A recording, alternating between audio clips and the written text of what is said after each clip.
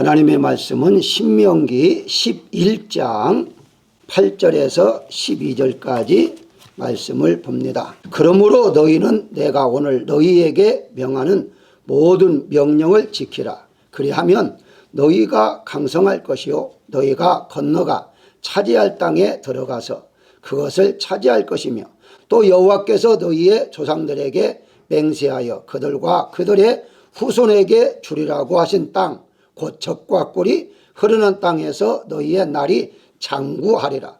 내가 들어가 차지하려 하는 땅은 내가 나온 애굽 땅과 같지 아니하니 거기에서는 너희가 파종한 후에 발로 물대기를 채소밭에 댐과 같이 하였거니와 너희가 건너가서 차지할 땅은 산과 골짜기가 있어서 하늘에서 내리는 비를 흡수하는 땅이요 내 하나님 여호와께서 돌보아 주시는 땅이라. 연초부터 연말까지 내 하나님 여호와의 눈이 항상 그 위에 있느니라. 아멘. 원래는 11장 전체를 가지고 말씀을 보도록 이제 하려고 합니다. 본문에 보게 되면 만약이라는 단어가 4번 나옵니다. 그리고 무엇 하면 무엇이면 이라는 단어가 역시 4번이 나와요. 다시 말씀드리면 만약에 무엇을 한다면 조건이죠. 그런다면 이러한 복을 주시겠다라고 말씀하고 있습니다. 믿음은 바로 이제 순종이 따라하는 것인데 그래서 믿음과 순종은 동전의 앞면과 뒷면과 같다 이렇게들 말들 합니다. 다시 말씀드리면 믿음이 있다면 순종이 있어야 한다는 것이고 순종이 없다면 믿음은 죽은 믿음이다 이렇게 말하기도 합니다. 그러나 우리는 영원 구원은 믿음으로 받지만 바로 상급 축복은 순종 행위로 받는다 하는 말도 있기 때문에 요한계시록 22장 12절에 보게 되면 보라 내가 속히 오리니 내가 줄 상이 내게 있어 각 사람에게 그가 행한 대로 갚아주리라 라고 말씀하시므로 이 땅에서도 우리가 상을 받지만 내세에서 바로 상을 주신다고 말씀하고 있죠. 그래서 우리는 내세의 상까지 바라보면서 이 세상에서 신앙생활을 해야 하는 것이죠. 쉽게 설명하면 이 세상에서도 하나님 주시는 복을 받아 누리만 되지만 내세까지도 하나님께서 쌓여놨다가 우리에게 복을 주시는 것이기 때문에 이 세상에서 우리가 복을 누리지 못한다 할지라도 내세에 가면 많은 복이 있을 것입니다. 그래서 우리가 흔히 하는 말이 목사님 혹은 장로님은 바로 하늘에 상급이 많을 겁니다 라고 말하는 것도 바로 그런 면이죠. 우리가 내세에 상을 받게 된다는 것인데 오늘 본문의 12절에 보게 되면요 연초에서 연말까지 라는 단어가 있습니다. 연초에서 연말까지. 자, 이 말은 무슨 말이냐? 한마디로 1월 1일부터 12월 30일까지 라는 말입니다. 그래서 하나님께서 이 연초부터 연말까지 어떻게 하시느냐? 여호와의 눈이 항상 있을 것이다 라고 말씀해요. 여호와 눈이 항상 있다는 말은 하나님께서 우리를 보시고 지켜주시고 인도하시고 보여주신다 하는 뜻을 말하고 있습니다. 그래서 하나님은 항상 우리를 보고 계시고 또 우리를 알려주시고 우리를 인도해 주시고 우리를 지켜주시는 분이 바로 하나님이시다. 그래서 하나님은 졸지도 주무시도 아니하시고 라는 말씀은 바로 눈동자처럼 우리를 지켜주시고 바로 졸지도 아니하시면서 24시간 동안 1년 동안 평생 동안 하나님이 지켜주신다라고 말씀하고 있습니다. 따라서 2024년도 한 해 동안 하나님께서 여러분들을 지켜주시고 인도하시는 데 있어서 오늘 본 말씀을 통해서 우리가 어떻게 하면 하나님께 어떤 복을 주시는가에 대해서 말씀의 은혜를 나누고자 합니다. 가장 먼저 8절에 보게 되면 그러면이라는 단어가 있습니다. 그러면 이 그럼이라는 말은요 8절에 너희에게 명하는 모든 명령을 지키면 이라는 말과 같습니다. 그러니까 그럼이라는 말은 바로 지키면 이라는 말이죠. 하나님의 말씀, 하나님께 하신 말씀을 지키게 되면 어떤 복을 주시는가 라고 이어서 말하죠. 강성할 것이요 라고 말합니다. 강성이라는 말은요, 강하다는 뜻입니다. 바로 힘을 의미하는데요, 힘 있는 사람, 능력 있는 사람으로 하나님께서 복을 주시겠다라고 말씀하고 있습니다. 예를 든다면요, 하나님께 함께 하심으로 강성한 자가 된 사람 중에 한 명을 뽑으라면 바로 다윗이죠.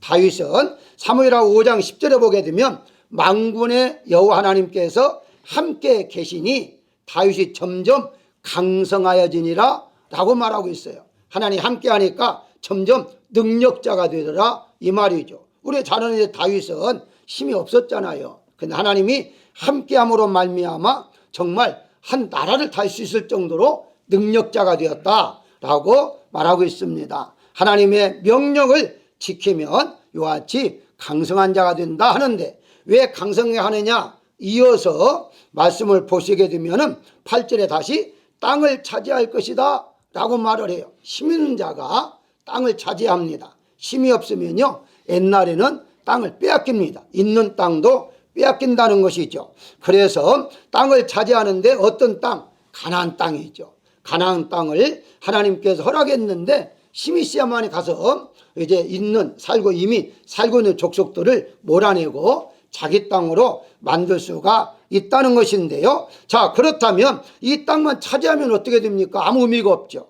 그래서 또 이어서 9절에 후반절에 보게 되면 땅에서 장구하리라 라고 말을 해요. 다시 말씀드리면 그 땅을 차지할 뿐만 아니라 그 땅에서 장구란 말은 오래 산다 이런 뜻입니다. 오래, 길다는 뜻인데요, 바로 땅에서 오랫동안 살도록 해주시겠다라고 말씀하고 있어요. 역사를 보게 되면요, 힘이 없는 나라는 이웃나라를 다 빼앗깁니다. 힘이 있어야만이 나라를 빼앗기지 않아요.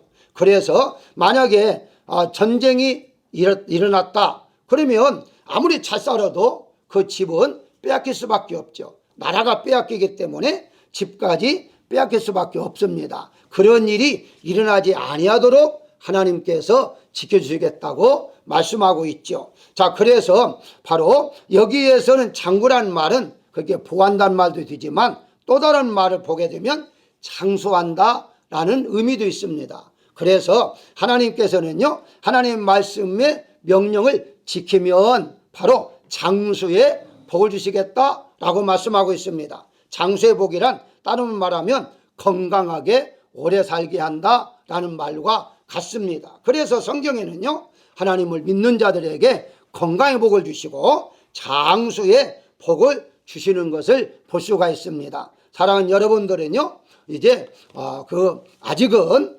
2023년이지만 2024년 그 한 해 동안 하나님의 말씀을 지킴으로 말미암아 강성하여 장수의 복을 받는 여러분들이 되시기를 주의 이름으로 축원합니다. 두 번째는요, 바로 13절 한번 볼까요? 13절에 보게 되면 섬기면 면자가 나오죠. 섬기면이라고 나와 있습니다. 그러면 섬긴다는 말은 어떻게 섬기는 것인가 라고 한번 우리가 생각해 봐야 돼요. 어떻게 말했어요? 이어서 하나님 말씀을 청종하고, 이게 섬기는 거예요. 청종하는 것도 하나님 섬기는 거예요. 그 다음에 마음을 다하고 뜻을 다하여 섬기라 라고 말하죠. 그러니까 듣고 마음을 다하고 뜻을 다해서 하나님을 섬겨야 한다 라고 방법론까지 말씀해 주고 있는데요, 여러분들이 이 말씀을 읽다 보면요, 여러 군데 언급을 해요. 근데 한 가지만 여러분이 소개한다면 신명기 6장 5절에는요 너는 마음을 다하고 뜻을 다하고 힘을 다하여 너희 하나님을 이제 사랑하라 라고 말하고 있어요. 여기 한 가지 첨부되었죠. 그 첨부가 뭡니까? 힘이에요. 힘. 그런데 개역성경에서는요 이 뜻을 성품으로 번역해요. 여러분 읽을 때에 성품이 나오면 그건 뜻과 같다라고 보시면 돼요. 그래서 오늘 본문 말씀보다도 하나가 더 추구한 것이 뭐냐? 힘이라는 단어가 더 추구에 이제 추가됐어요. 그 다음에 마태복음 22장 37절에 보게 되면 예수님이 말씀하신 거예요. 그 말씀하실 때에 내 마음을 다하고 목숨을 다하고 뜻을 다하여 주 너의 하나님을 사랑하라 이게 하나 더 추가됐죠. 추가가 뭡니까? 목숨을 다하여 라고 말하죠. 그래서 이렇게 보다 보면요, 같은 말인데 어떤 경우에는 목숨이 빠지는 데가 있고 어떤 경우는 다 같이 넣어서 말씀한 경우가 있어요. 근데 이거 공통점이 있습니다. 공통점이 뭐냐면 어떤 말을 하든지 같이 말하는 게 있는데 그게 바로 섬긴다는 거예요.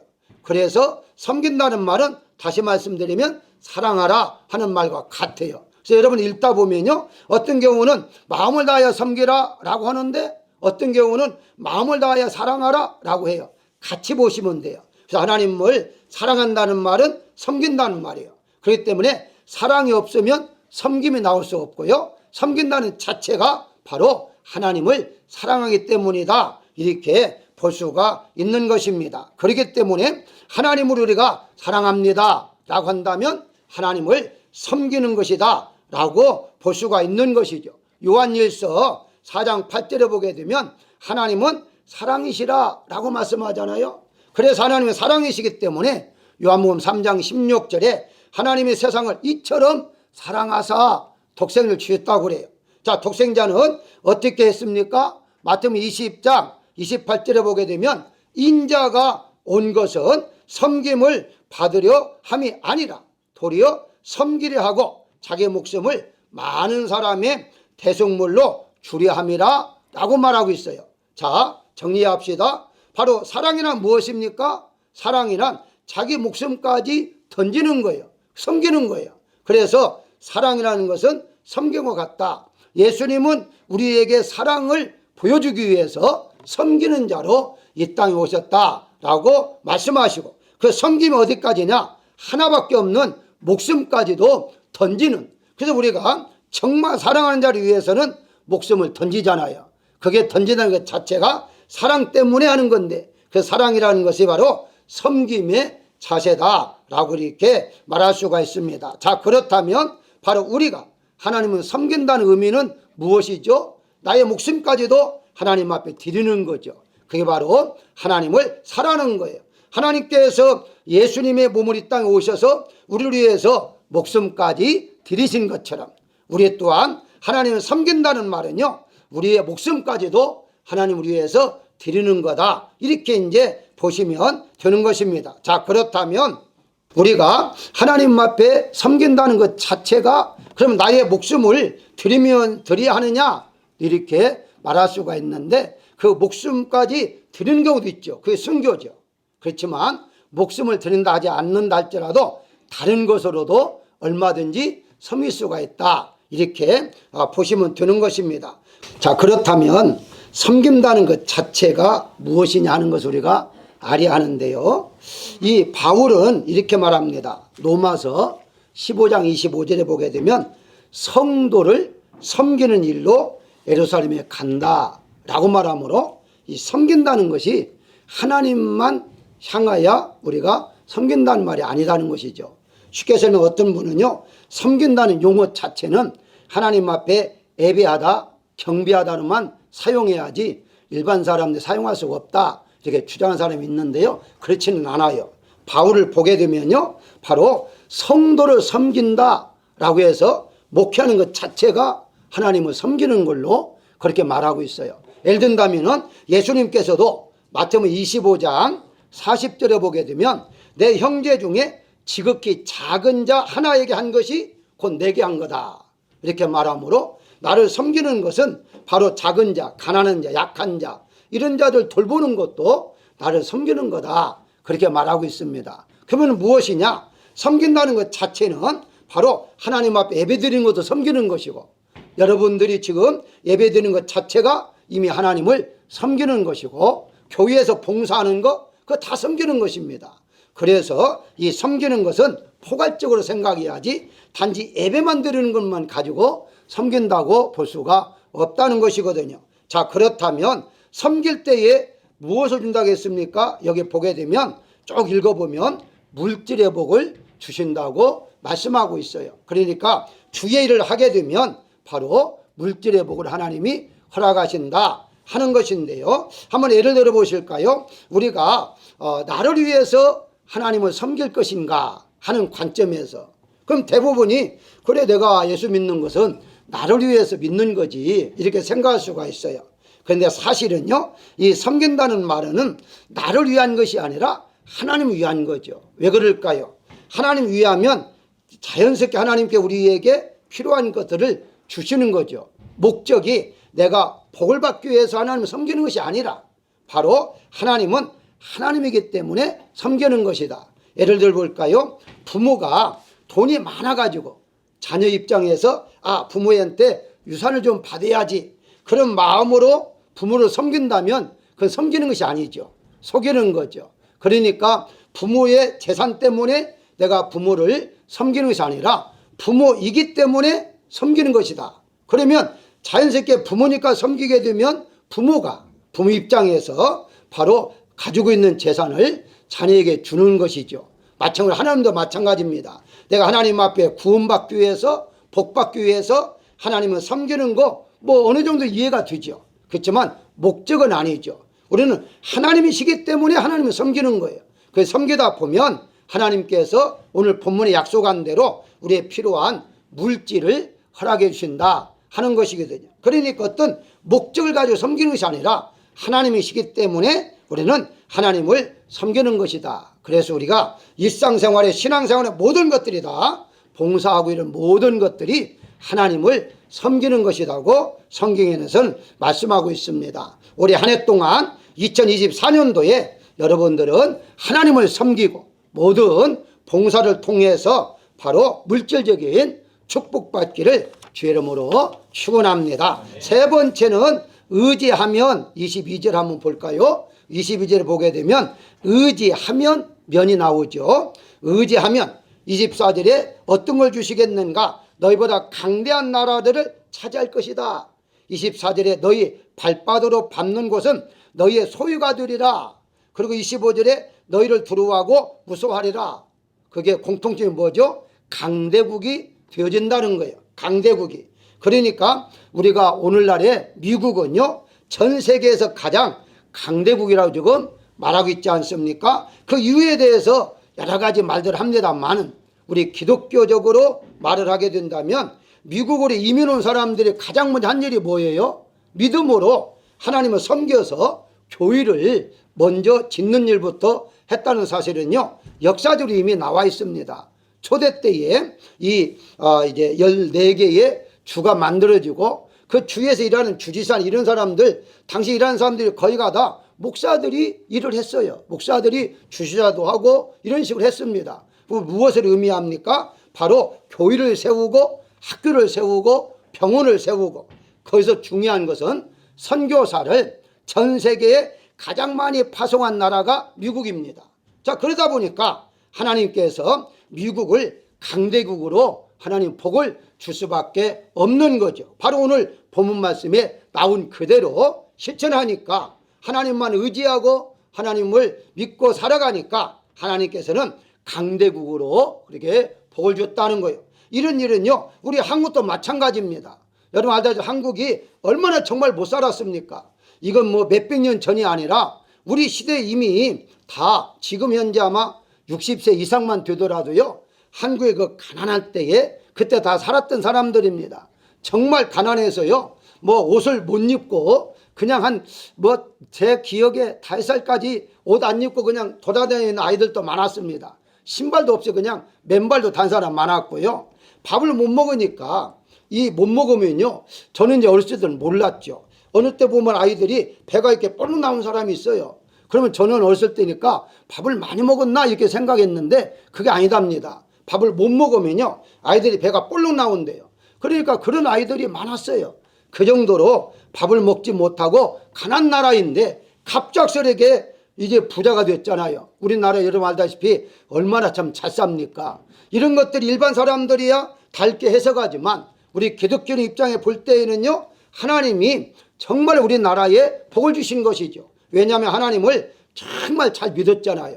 그리고 지금도 퍼센트로 따지면 숫자는 미국 나라가 아직도 선교사가 많습니다만은 그 인구에 비례한다면 한국 1위입니다. 선교사가 전 세계 파송한 그 명수를 따진다면요, 그만큼 선교사가 다 이렇게 각 나라에 가서 복음을 증거하니까 하나님께서는요, 복을 줄 수밖에 없어요. 실질적으로 그렇게 될 줄은 모르겠습니다만은 엊그저께도 어느 이제 그 보니까 한국이 2030년가 되면 이 전 세계의 경제가 1위가 된다고 주장하는 분도 있더라고요.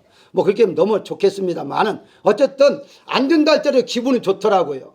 왜냐하면 뭔가 보여지니까 그렇게 말하지 전혀 보이지 않으면 어떻게 그래 말하겠어요.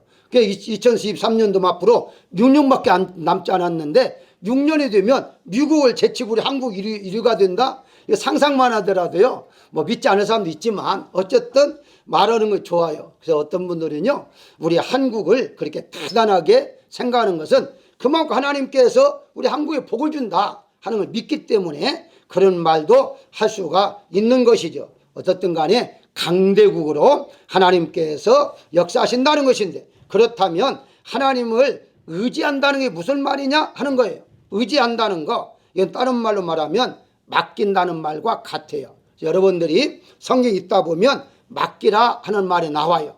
의지하라 하는 말은 같습니다. 시편 37장 5절에 보게 되면 내 길을 여호와께 맡기라. 그를 의지하면 그가 이루시리라 라고 말씀하고 있고요. 잠언서 16장 3절에 보게 되면 너의 행사를 여호와께 맡기라. 그리하면 너희 경영하는 것이 이루리라 라고 말씀하고 있어요. 오늘 본문을 한번 이제 다 읽을 수는 없습니다만은 10절부터 보게 되면요, 바로 그 애굽 땅과 비교해서 말을 해요. 애굽 땅에서는요 자기의 노력으로 이루어졌다고 그래요. 그런데 12절에 보게 되면 어떻습니까? 하늘에서 여호와께서 돌보아 주심으로 말미암아 연초부터 연말까지 하나님께서 함께 하심으로 땅이 달라지죠. 하나님 하신다는 거예요. 그래서 우리가 인간의 노력도 필요하겠지만 인간의 노력보다 하나님이 함께 할 때에 가능하다라고 지금 말하고 있습니다. 그렇기 때문에 바로 하나님 앞에 우리 모든 것을 맡겨야만 된다는 것인데, 자, 이러다 보니까 그 맡긴다는 것이 과연 무엇을 의미하느냐라고 그냥 말로 맡긴다? 안 되죠. 그래서 두 가지를 우리가 생각을 해야만 돼요. 첫째는 내가 아무것도 하지 않아도 하나님 다 알아서 해주신다. 그러니까 나는 아무것도 할 필요가 없다. 이것이 바로 맡기는 거다. 이렇게 주장하는 분도 있습니다. 물론 일단 그것도 맞아요. 그러면서 우리가 잘 아는 대로 알라딘에서 나오는 램프의 요정 있잖아요. 우리 잘 아는 대로 요정을 지니처럼 뿅 나타나가지고 모든 해결해주고 다시 이제 들어가는 그런 하나님도 나의 모든 걸 다 이렇게 아셔서 그냥 나의 갈 길도 열어놓으시고 내가 노력할 필요도 없고 하나님 하신다. 이렇게 믿는 것이 맡기는 거다 라고 말하는 분도 있고요. 아니다. 그건 아니야. 우리 인간이 열심히 노력을 하고 결과만 하나님께 맡기는 거다. 이렇게 주장하기도 합니다. 그럼 어떻게 맞습니까? 라고 물어보면요. 저는 둘 다 맞다고 그래요. 왜냐면요. 둘 다 맞는 이유가 내가 아무것도 안 해도 하나님 미리 다 하셔서 할 때가 있어요. 이렇게 신앙생활 하다 보면 미처 생각하지 않았는데 하나님 알아서 다 해놓을 때가 있어요. 그럴 때가 있고요. 어쨌든 내가 열심히 노력해야만이 될 때도 있어요. 그게 바로 여러분 아다시피 광야 생활에서는요. 노력하지 않아도 하나님께 만나를 주셨잖아요. 그런데 가나안 땅에 들어가서는요.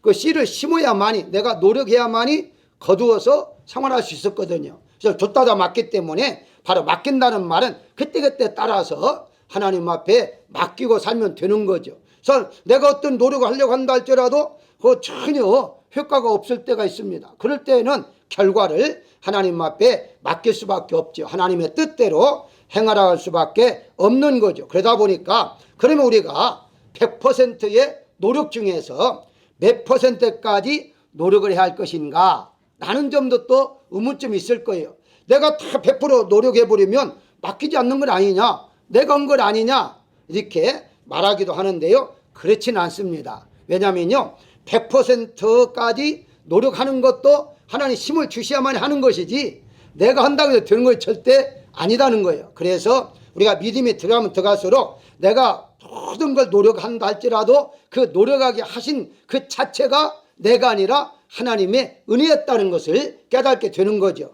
그게 바로 바울입니다. 바울이 보게 되면 목숨 걸고 복음을 증거했잖아요. 그런데 어떻게 고백합니까? 내가 놔둔 것은 하나님의 은혜라 라고 말하잖아요. 그게 결국은 하나님이 다 하시는 거예요. 내가 열심히 노력을 하는 거다. 내가 노력하지 않는 때에도 하나님이 하시고 모든 다 하시는 거죠. 그때 하나님께서 이런 때는 어떻게 하라 하시고 이런 때는 이렇게 하라 하시고 그렇게 이끌어가는 것이기 때문에 우리는 하나님만 의지하고 산다면 바로 강대국 힘 있는 자가 된다는 사실을 믿으시기를 주의 이름으로 축원합니다. 마지막으로 27절을 봅니다. 27절에 보게 되면 들으면이라는 말이 나와요. 단어가 들으면, 이게 들어야 한다는 것이죠. 만약에 너희가 들으면 바로 이런 복을 주시겠다라고 말씀하고 있죠. 중요한 것은요, 들어야 한다는 거예요. 계시록에서 보게 되면요, 7개 교회를 향해서 공통적으로 말씀하신 게 있어요. 그게 뭐냐? 귀 있는 자는 성령이 교회들에게 하시는 말씀을 들을지어다. 먼저 들어야만 돼요. 그래서 이 들어야만이 무엇인가를 알 수가 있잖아요. 신명기에 보게 되면요, 28장에 축복의 장이라고 하잖아요. 그래서 우리가 흔히 28장을 가리켜서 축복의 장이라 그래요. 근데 여러분들 그걸 보게 되면 신명 28장 2절에 이렇게 말을 해요. 내가 내 여호와의 말씀을 청종하면 이 모든 복이 내게 임하며 라고 말을 해요. 가장 먼저 청종, 들을 때에 이렇게 이러이러한 같은 복을 주겠다라고 말씀하고 있어요. 하나님 말씀을 듣지 아니하고서는 하나님께서 예배해 놓으신, 약속해 놓으신 복을 받을 수밖에 없는 거예요. 이걸 히브리 말로요, 우리가 많이 알고 있는 쇠마라는 단어를 들어봤죠. 쇠마. 이 쇠마라는 말이 청종이라는 말이에요. 들으라는 말이에요. 그러니까 먼저 들으라는 거죠. 듣지 않고서는 하나님께 어떤 복을 주실 것인지 우리가 알 수가 없잖아요. 자, 그렇다면 듣는 게 귀한 것이기 때문에 간단하게 듣는다는 것이 어떤 형태인가 하는 거예요. 먼저는요, 귀 기울여 듣는 거예요.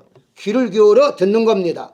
일반적으로 이것은 듣는 걸 말하죠. 상대방이 이야기할 때에 들어주는 것, 그것이 바로 이제 귀 기울여라고 말합니다. 상대방이 이렇게 말하죠. 내 말 듣고 있어? 물어볼 때에 어떻게 말하면 듣고 있지, 이거예요. 보편적으로 내 말 듣고 있지? 듣고 있어. 이것이 바로 일반적으로 듣는 거예요. 근데 나이가 바로 많이 들수록 듣는 것보다도 말을 많이 한다고 합니다. 그게 바로 속성이 돼요. 그래서 여러분들이 누구와 대화를 나눌 때에 내가 말을 많이 하는 편이냐? 그러면요, 늙었다고 생각하시면 돼요.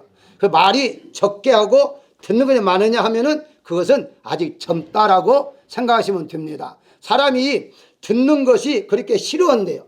자기가 말은 하고 싶은데 들려고 하질 않는 거예요. 그게 일반적인 듣는 것이고요. 두 번째는요, 이해하면서 듣는 거예요. 듣기는 듣는데 이해하면서, 그러니까 상대방의 말이 어떤 뜻인가 하고 알면서 듣는 거. 첫 번째는 그냥 듣는 거야. 뭐 일반 정보죠.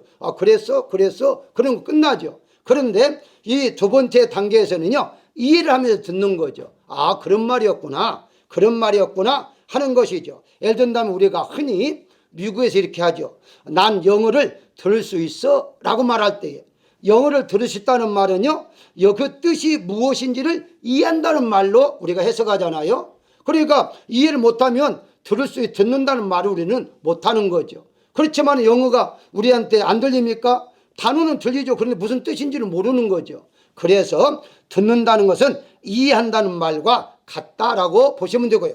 마지막으로 듣는다는 말이 순종과 연결되어 있습니다. 한마디로 듣는다는 자체가 순종이라는 것과 같다는 거예요. 그래서 성경에 이 세 가지가 다 나와요. 근데 그 중에서 가장 많이 나오는 것이 들으라라고 할 때는 순종하라 하는 말과 같은 것이거든요. 자, 그렇다면 순종이라는 말은 어떤 말입니까? 그래서 하나님께서는요, 청종하라 라고 하는 때에 순종하라 하는 말과 함께 말씀하는 경우가 너무 많이 있는데요. 예를 든다면 엄마 말 잘 들어 라고 엄마가 자녀에게 말할 때에 엄마 말 잘 들어라는 말이 어떤 말이에요? 그 말은요, 자기 말만, 엄마 말만 들란 말이 아니라 엄마가 지금 무슨 말을 하고 있는가 그대로 따르라는 거죠. 순종하라는 말입니다. 엄마 말 잘 들어 하는 말은 그대로 따라 행하라 하는 말이죠. 결국 가서는요, 이런 말 하잖아요. 우리가 흔히 이렇게 말을 잘 듣는 사람이야, 저 사람 말을 잘 듣는 사람이라는 말은 단지 귀를 대고 그 말을 듣는다는 말이 아니라 그 의도에 따라서 잘 행한다, 이런 말이죠. 자, 그런데 반대로 저 사람은 죽어도 내 말 안 들어, 그 말 어떤 말입니까? 말을 안 듣는다는 말은요, 지금 말하고 하는 그 말을 안 듣는다는 말이 아니라 그 무엇을 시켰는데 시킨 것을 안 따라준다는 거예요.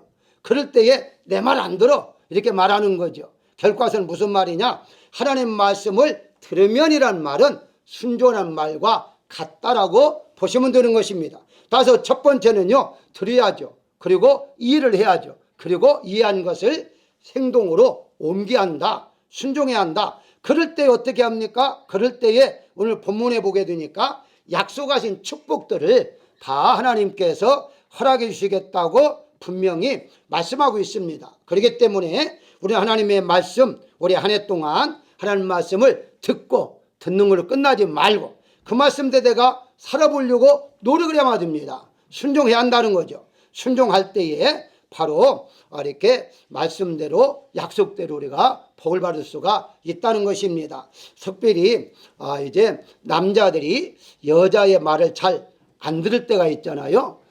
이제 결혼하기 전에는 여자 말을 잘 듣는답니다. 그런데 결혼하고 난 다음부터는 여자 말을 안 듣는데요.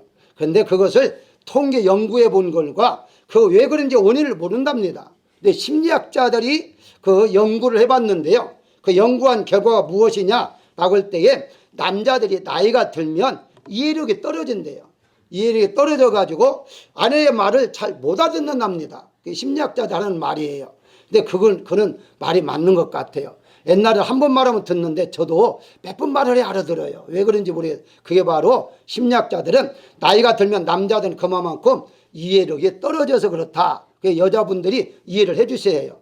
몇 번 말해도 왜 말귀를 못 알아들어, 그렇게 하지 말고 바로 나이가 드셨구나, 이렇게 생각하시면 되고요. 그런데 기독교적으로 말을 하게 되면요, 왜 말을 안 듣느냐 할 때에 하와가 아담을 그렇게 해가지고 죽게 만들었기 때문에 다시는 안 죽겠다 해서 말을 안 듣답니다. 그러니까 남자들 여자 말 안 듣는 것은 다시 안 죽을로 안 듣는 거니까 그렇게 이해하시고, 이미 죽었는데 십자가에서 예수를 통해 죽었으니까 그 이해하시고 저 사람이 살려고 하는구나, 이렇게 이해를 하고 말을 안 들어도 하나님 말씀은 반드시 들어야 됩니다. 우리가 사람들의 말도 들어야겠지만 반드시 들어야 할 것은 하나님의 말씀은 순종해야 한다는 거예요. 그래야만이 우리가 약속하신 복을 받을 수 있다고 말씀을 드릴 수 있습니다. 올해 2024년도 한 해 동안 하나님 말씀을 다 잘 듣고 순종하셔서 연초부터 연말까지 하나님 약속하신 복을 다 받아 누리는 한 해가 되시기를 주의 이름으로 축원합니다. 결론적으로 말씀을 드리면 12절에 연초에서 연말까지라고 했으니까 한 해 동안 하나님께 여러분들과 함께 하실 것이다 라고 말씀해요. 개역 성경에 보게 되면 새초부터 새말까지라고 번역을 해요.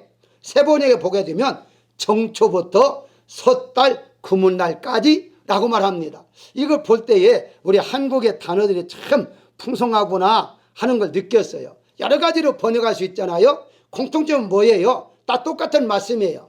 첫날부터 마지막 날까지 하나님 지켜준다, 이 말이거든요. 그래서 우리는 얼마나 참 대단하게 하나님의 은혜 가운데 살고 있습니까? 한 해가 다가올 때라도요, 하나님이 나와 함께 하시겠다고 하니까, 내가 너에게 복을 주겠다고 하니까 얼마나 기쁩니까? 오늘 다시 29절 한번 보겠습니다. 너는 그립신 산에서 축복을 선포하고 에벨산에서 저주를 선포하라 라고 말한 말씀이 있어요. 이 말씀은요, 몇 번 더 나옵니다. 그러면 무슨 말이냐? 이 12지파를 6지파씩 나누가지고요, 6지파는 그림산에 올라가게 하고 또 다른 6지파는 에발산에 올라가게 합니다. 그래서 양쪽에서 저주, 축복. 그런데 거기가 뭐냐? 하나님 말씀에 순종하면 축복이요, 불순종하면 저주요, 이렇게 지금 선포하라고 그랬어요. 입술을 통해서 시청각적으로 깨닫게 한 것이죠. 한마디로 말하면 하나님 말씀대로 따르면 복이고 말씀대로 따르지 않으면 저주다 라고 말을 해요. 아니, 기분 나쁘잖아요. 그래 정확으로 그러면 저주에 대해서 한 말씀만 알려주시면 다시 28절 후반절 봅니다. 다른 신들을 따르면 저주를 받으리라 라고 말하고 있어요. 쉽게 설명하면 저주 중에 저주는 무엇이냐? 예수님 믿다가 믿지 않고 다른 신을 섬기면 그게 저주라는 거예요. 그런데 제가 알기로는 이 자리에 참석하고 또 이렇게 이제 그 온라인을 통해서 예배드리는 모든 분들은 다시 세상에 나가서 우상 숭배하지는 않을 거예요. 자, 그렇다면 결론이 나왔어요. 결론은 뭡니까? 복만 받을 일만 남았다는 것이죠. 그렇기 때문에 오늘날에 하나님께서 2024년도에 여러분들이 지금 예수님 믿고 있고 첫 시간에 하나님 앞에 드리는 여러분들에게 주실 것이 무엇입니까? 오늘 본문의 11장 전체에 대한 하나님 약속하신 놀라운 복을 여러분들에게 주실 것을 믿으시기를 주의 이름으로 축원합니다.